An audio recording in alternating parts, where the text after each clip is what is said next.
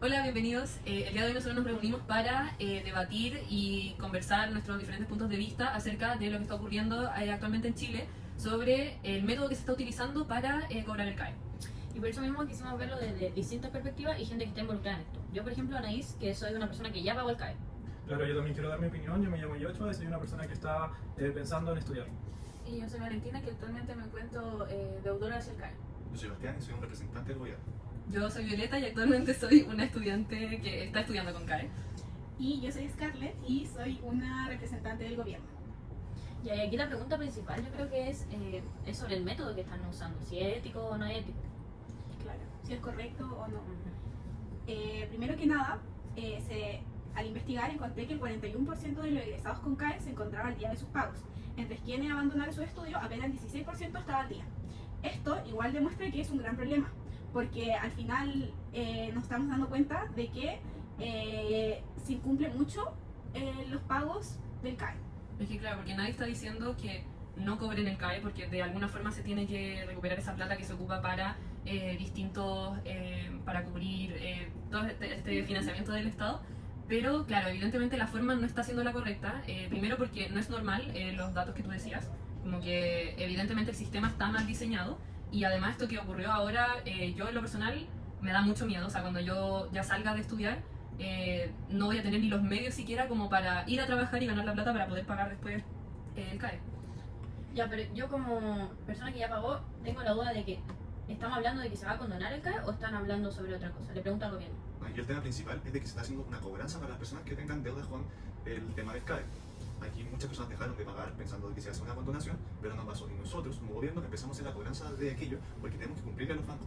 Ellos necesariamente la plata y nosotros, como fuimos los avales de las personas que lo pidieron, tenemos esa responsabilidad. Pero también las personas que lo pidieron tienen la responsabilidad con nosotros, porque nos pidieron como aval y ellos tienen que cumplir. Ese es el tema que está pasando. Y nosotros ahora, a través de la Tesorería General de la República, estamos haciendo ese tipo de embargo de cuentas para las personas que no han hecho efectivos sus pagos. Pero el tema es que ustedes son conscientes de lo que están haciendo, de dejar en cuentas en cero, sabiendo que hay gente que lo dejan sin ingresos para su familia, o pagar arriendos o cuentas básicas como el agua y la luz. Sí, somos conscientes de que está pasando aquello, pero ustedes tuvieron un compromiso. La gente adquirió un compromiso y lo tienen que hacer cumplir. Yo estoy de acuerdo con eso, porque yo una persona que ya pagó el CAE y tuve que hacer miles de sacrificios como postergar mi primera vivienda, no salir de vacaciones solo por cumplir esas cuotas, siento que ahora decir que esa cuota es imposible no es algo real, porque yo lo logré.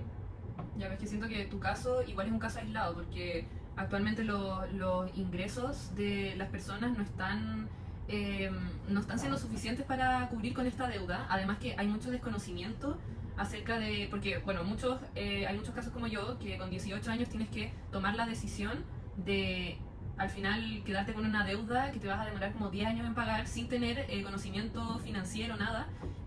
No hay mucho apoyo al respecto, no hay soluciones, es simplemente cobrarte estas cuotas que más encima aumentan con los intereses. Entonces, no creo que yo creo que el sistema está mal diseñado. Claro, yo igual quiero decir algo en el aspecto de que cuando uno toma la decisión de estudiar es porque en cierta manera le prometen esto de la movilidad social.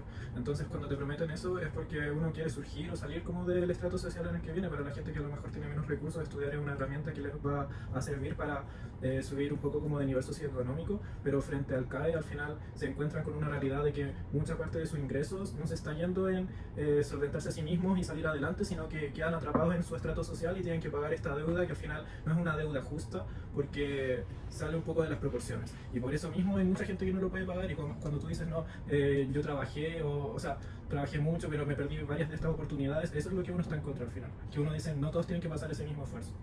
Sí, pero siento que igual sigue siendo súper injusto para una persona que sacrificó tantos años para poder pagarlo y hay que venga gente y que intente como perdonarle esa deuda o que intente como librarse de ese derecho como que tienen con el gobierno, porque al final uno con 18 años ya es mayor de edad y ya por lo menos ya asume uno ese derecho. En verdad el dilema está entre la responsabilidad financiera ante esta deuda y el cómo nos lo hacen cobrar, que nos puede afectar tanto como la dignidad en la que vivimos. Porque yo no estoy diciendo que no se pague, sino que es la forma en la que se está haciendo actualmente, porque varias gente ya se está quedando sin ingresos y además le están posiblemente embargando la casa, que es un bien común que todos deberíamos acceder. Sí, yo estoy de acuerdo con eso y respecto a lo que tú decías de que, claro, nadie está diciendo que no se paguen las cuotas, pero sí debería haber alguna especie de sistema que se pueda adaptar como a los ingresos de cada persona. Pero igual el Estado además de tener como el derecho de cobrar esto, también es un deber ético, recuperar los recursos para poder proporcionar otras políticas públicas o también poder seguir pagando y seguir ayudando a estudiantes que quieran optar al CAE y que sí paguen. Entonces el hecho de no recuperar estos fondos igual limita a que hay un momento en el que las personas que quieran postular a CAE ya no puedan postular. Y es una pregunta que yo también les tengo, que ¿ustedes creen que el CAE es algo bueno? Porque finalmente muchas personas, si no lo hubieran adquirido, no han podido estudiar. Le da esa posibilidad adquiriendo un compromiso de pago. Es que al final el CAE te da el acceso a estudiar, pero no todos tenemos la misma realidad que podemos salir con un buen sueldo, porque también hay gente que sale y no tiene un sueldo como estable porque ya la deuda del CAE ya es superior a los 400.000 o más, dependiendo, y además alguien que gana el sueldo mínimo o alguien lo esperado con estudios de 700.000 pesos y además el gasto de vida que hay, te abarca casi todo el ingreso, entonces dejas como sin recursos a una vida normal, por decirlo así, o mantenerse con los gastos necesarios para vivir. Pero, no sé, hasta ahora he escuchado como puras críticas. Pero, ¿qué proponen entonces como para este tema? Porque yo igual quiero ser incluido en esto, que por lo menos ya, si sucede como un arreglo entre ustedes, que ellos no se olviden de las personas que ya pagaron, sino que me den algún beneficio o algo. Sí, pero la cosa es que los que se encuentran actualmente de edad como el CAE, como es mi caso, capaz del ingreso que algunas personas tienen, que es el mínimo, que no se cambie la deuda, pero sí le vayan cobrando distintamente a comparación de su ingreso, porque no todos ganamos igual después de estudiar.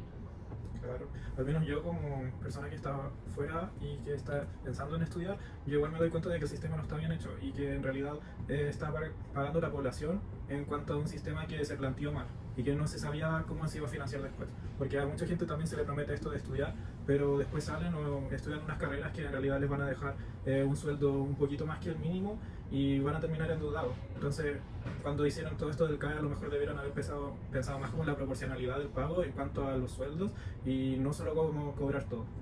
Aquí la discusión va más allá de cobrar todo. Es que si hubieran hecho los pagos correspondientes, no hubieran tenido una deuda tan grande. O sea, si hubieran partido de sus pagos mensuales, de cuando correspondía, ya no iba a ser una carga excesiva como lo está haciendo ahora. Sí, porque cumplir es difícil, pero no es imposible, y yo lo demuestro. Y esa diferencia es súper importante, porque si comenzamos a justificar como cada falta de pagar la deuda, terminaremos como destruyendo al final la responsabilidad que nosotros tuvimos con el gobierno y nuestra responsabilidad individual.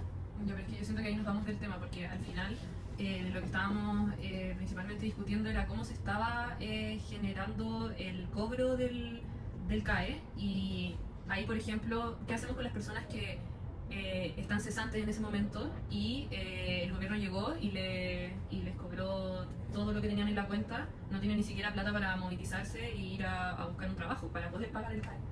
Es que esto se justifica a través de un bien común, porque si al final el gobierno nunca cobra esto, por lo mismo que habíamos dicho antes, genera de que este dinero que estaba destinado quizás para otras políticas públicas se tenga que destinar para los incumplidores del CAE. Entonces eso igual perjudica a gente que ni siquiera es deudora del CAE. Entonces tu decisión de no pagar también influye en otras personas. Yo creo que igual esa decisión como de cobrarle a la gente tiene que tener en cuenta como la integridad de las personas, porque se está pasando ya mucho eso. No hay como una ética del cuidado de la subsistencia de la persona en sí, y tú llegas y le cobras. Entonces finalmente como que nos damos cuenta como población de que al Estado solo le importa la plata y no tanto el bienestar de las personas, que es como lo que uno piensa que generalmente es lo que se tiene que preocupar. Y al final de todos somos todas distintas realidades, todos somos distintos deudores, porque por ejemplo yo sigo pagando mi cuota al día, pero hay gente que por no da al día, pero es porque no puede, por sus mismos ingresos que después de salir al estudio no fueron como lo esperado. Entonces la cosa es como dividir las realidades y ver medir las métricas de cómo cobrarle a cada uno dependiendo de lo que es su realidad actual de ingreso. Y no solamente de una manera tan abrupta que lleva dejando casi la cuenta en cero a las personas que, por ejemplo en mi caso, que yo estoy al día y me dejen en cero las cuentas sabiendo que a otros que están incumpliendo también le hacen lo mismo, pero es otra realidad, porque ellos ya pueden tener la deuda más grande, pero es la mía otra realidad, y ahí se como que nos metan todos en un saco sabiendo que no es así. Sí, y por ejemplo lo que yo entiendo también es que varios políticos también tienen deudas con el CAE y no se ha dado mucho la información de que, por ejemplo, le hayan vaciado las cuentas a ellos también. Entonces siento que es claro lo que explicaba Josh, que claro, al final no se está teniendo en cuenta la integridad de la persona. Claro, pero ahí estás suponiendo algo que realmente no lo sabes. Entonces ahí estaríamos hablando de otro tema totalmente distinto.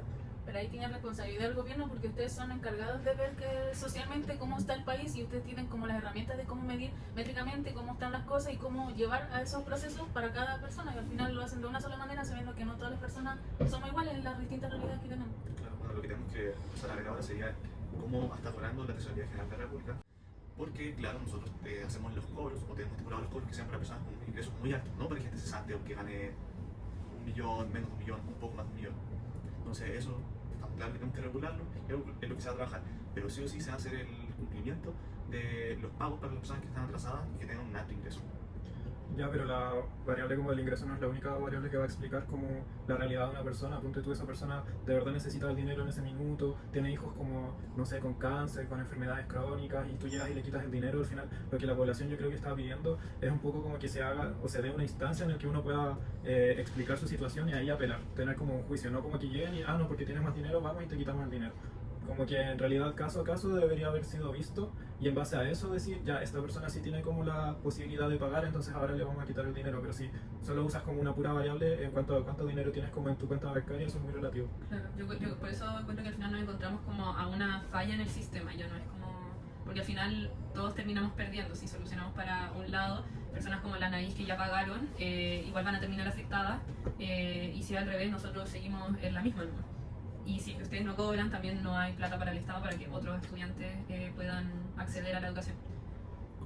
Como parte del gobierno, lo que queremos hacer obviamente es tener el bien común. Si nos empezamos a focalizar caso a caso, creando políticas públicas que vean cada caso, no va a ser eficiente, va a seguir el mismo loop del sistema, y tampoco es que se vaya a cobrar a gente que en un preciso momento tenga una determinada cantidad de plata. Es para ingresos que sean estables y que sean excesivos o no sean parte de la clase media. Y quizás esa es como la principal enseñanza de esto, porque no estamos frente a un conflicto entre bueno y malo, sino que estamos frente a un conflicto entre valores. Porque nosotros peleamos por el acceso a la educación y ustedes por la justicia social del cumplimiento. Entonces, ahí queda la disyuntiva ética de todo esto. Coméntenos abajo qué piensan Sí, ustedes. por favor. Gracias. ¿A quién Muchas apoyan? gracias. ¿A quién apoyan? Todo lo discutido en el debate es una simple personificación de acuerdo a los roles a caracterizar. Nada representa de forma completa el pensar de cada uno de los integrantes.